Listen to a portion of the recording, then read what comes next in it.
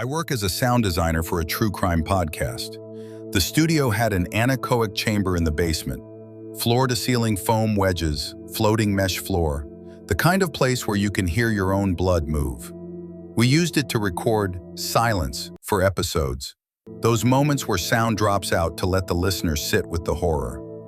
One Tuesday, I went down to record a fresh batch, 15 minutes of pure Null, the kind of audio that hits negative 96 decibels across the spectrum. Technical silence. I wore headphones, pressed record, closed my eyes. At first, nothing.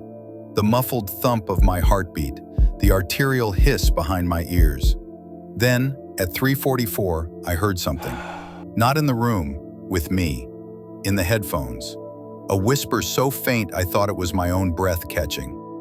I stopped the take, started over. Second attempt, same duration. This time at 4:12, a faint click, like a tongue against teeth. I played it back. The waveform was flat, except for one pixel-tall spike at exactly 412.853. I isolated it, amplified it 2,000%, and what came out wasn't a click. It was a word. Listen. I deleted the file, recorded a third take, eyes open now, hyper-aware. At 5:31, the whisper returned, clearer. You're listening. The waveform showed nothing, not a single decibel above Null. But my headphones, my expensive, flat response, no ghost in the machine headphones, had a voice in them that existed below the threshold of measurement. I packed up, told my producer the room had moisture damage. I didn't mention that the moisture was forming patterns on the foam, handprints, faint, as if pressed from inside the wedges. That night, I mixed from home, pulled up the day's recordings to salvage what I could. The first two takes played fine, pure silence, but the third, the one with the whisper, had changed. The timeline showed it was now 18 minutes long. I'd only recorded 15. At 1500, the waveform went dead flat.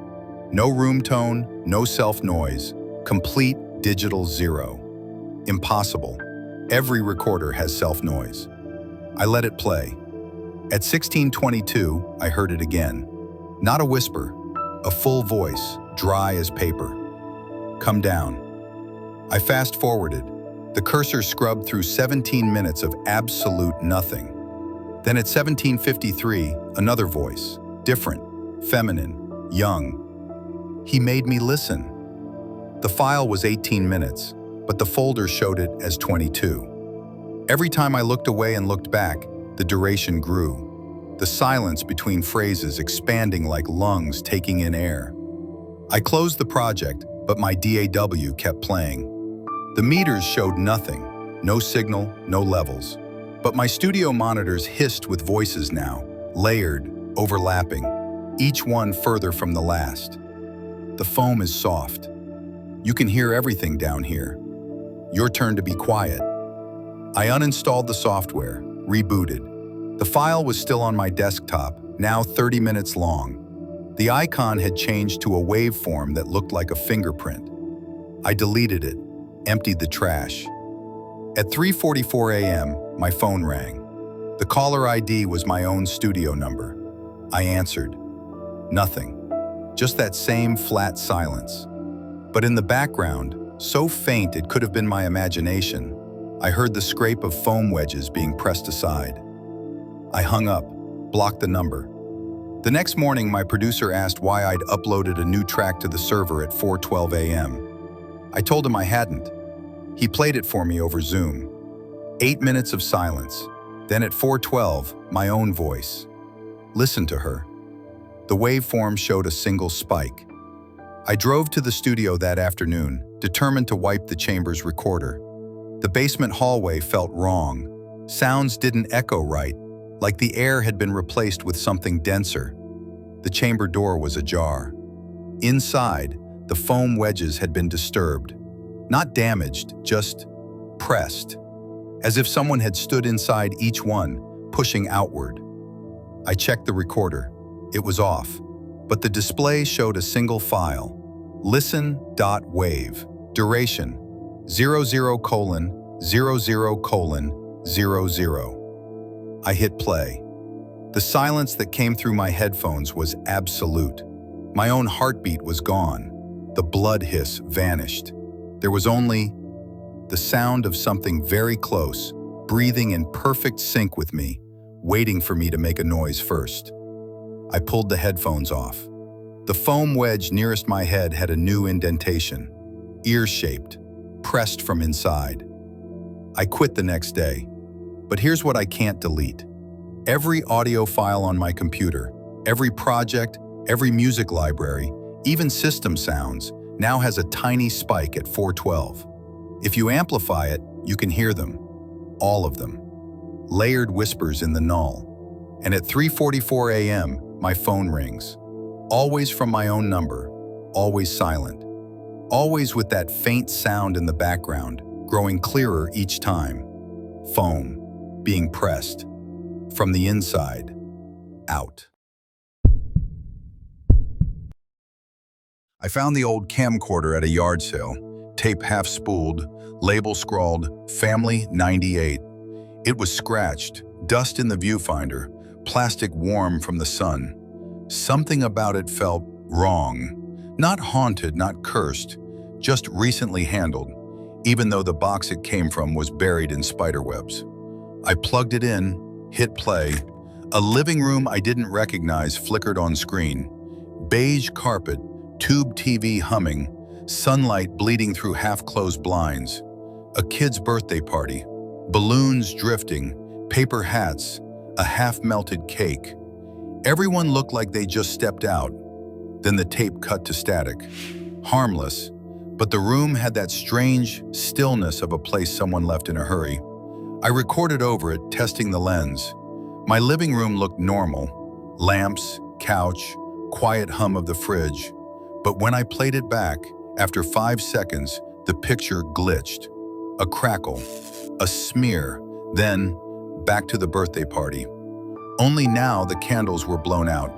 Balloons sagged against the carpet. No guess, just a small figure seated with its back to the camera, hands resting on its knees. Utterly still. I rewound. Same thing, same figure, same posture. I filmed a second take, speaking clearly. March 21st, 2025. On playback, my voice collapsed mid-sentence into a low metallic rumble, like something dragging across concrete. The party returned, but darker. The only light came from the blue glow of the TV, outlining the silhouette on the floor. The silence was suffocating. The air felt thick, heavy, as if the figure were listening. That night I left the camcorder recording overnight, pointed at my dark living room. The apartment felt colder, though the thermostat insisted otherwise.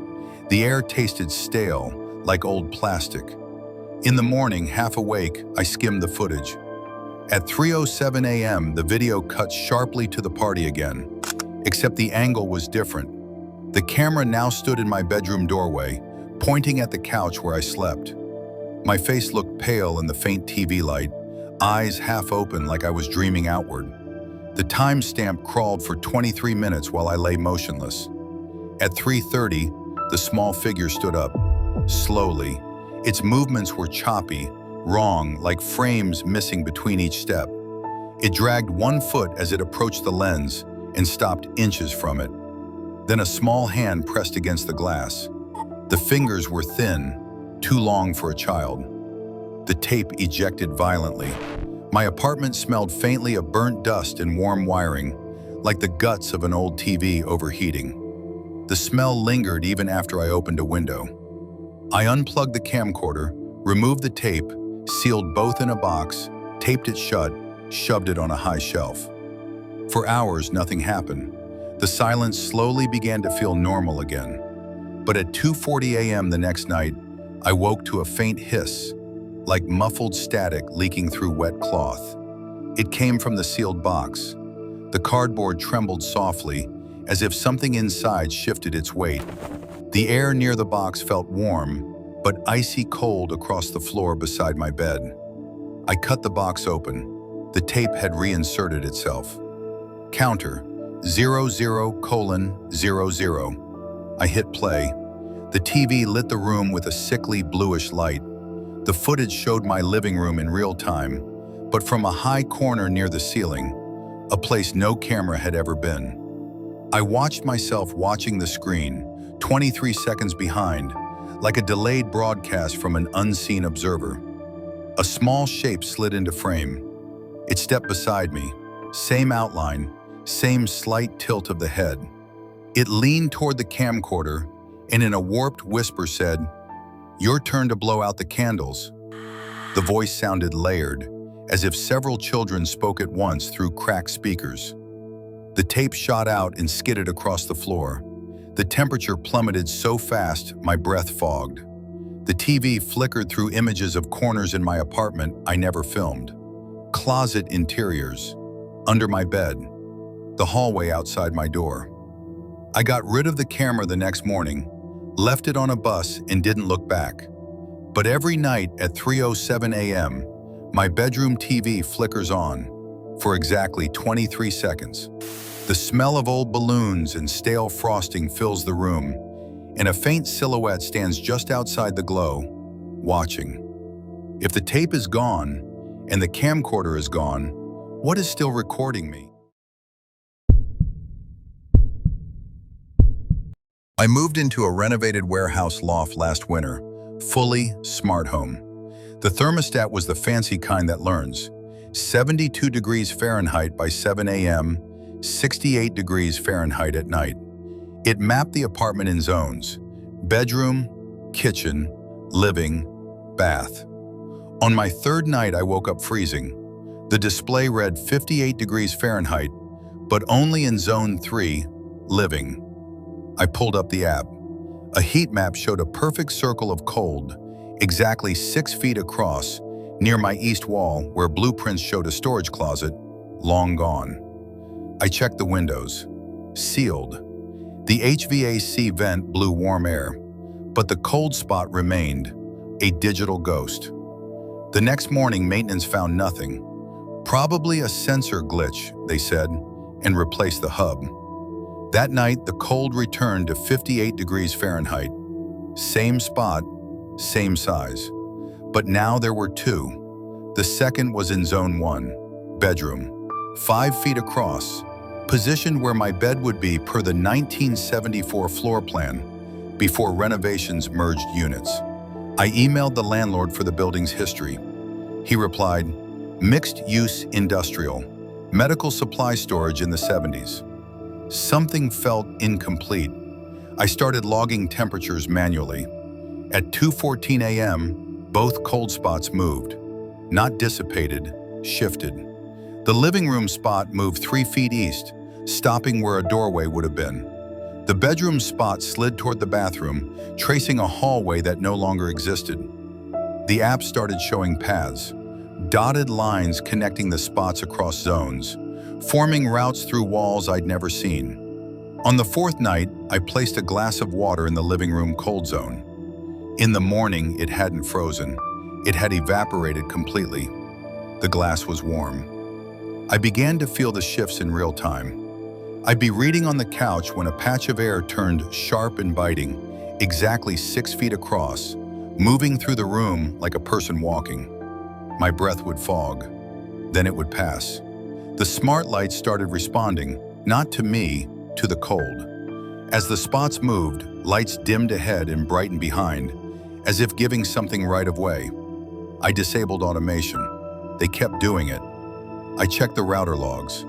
At 2:14 a.m., the thermostat sent a command to the lights, then another to the smart lock, then to the security camera.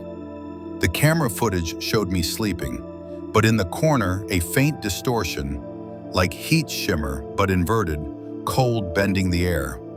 It moved from the bedroom to the living room, pausing at the wall where the closet used to be. The timestamp read 2:14:07. I unplugged every smart device. The cold spots remained. They didn't need sensors anymore. I could feel them. That's when I found it, wedged behind a baseboard I'd pried loose. A 1974 patient wristband. Ward 3, Bed 7. Brittle plastic. The name was faded, but the barcode was clear. I checked the building's permits. Before medical supply storage, it had been a psychiatric hospital. Ward 3 was the isolation wing. Bed 7 became my bedroom. That night I didn't check the thermostat. I felt the cold start at 214, moving from where my bed is to where her bed had been. A perfect 6-foot circle of 58 degrees Fahrenheit air pacing the room. The smart lock, unplugged, battery removed, clicked softly. I moved out next week, but temperature emails still come. The landlord forwarded one from the new tenant. Can you check the HVAC? Cold spots at 58 degrees Fahrenheit, only in zone 3. I drove by last month. The building's windows were dark except one, where a smart bulb flickered in slow pulses. I checked my old thermostat app, still logged in. The heat map showed 3 zones now. The third spot was in the hallway, moving toward the front door, following the path I'd taken. I wonder if the next tenant will find what I found. The cold isn't searching for something, it's following a routine that ends at 2:14 a.m. in whatever room was Ward 3, Bed 7. And I wonder, when my new apartment gets cold, when the thermostat drops to 58 degrees Fahrenheit, am I feeling a draft? Or is something from that warehouse catching up to my new address, moving through ductwork, through networks, through the very idea of temperature control? Because last night at 2:14, my new thermostat beeped. Zone 1, 58 degrees Fahrenheit, perfect circle, 5 feet across, right where my bed is. The app says I'm the only one home. The cold says otherwise.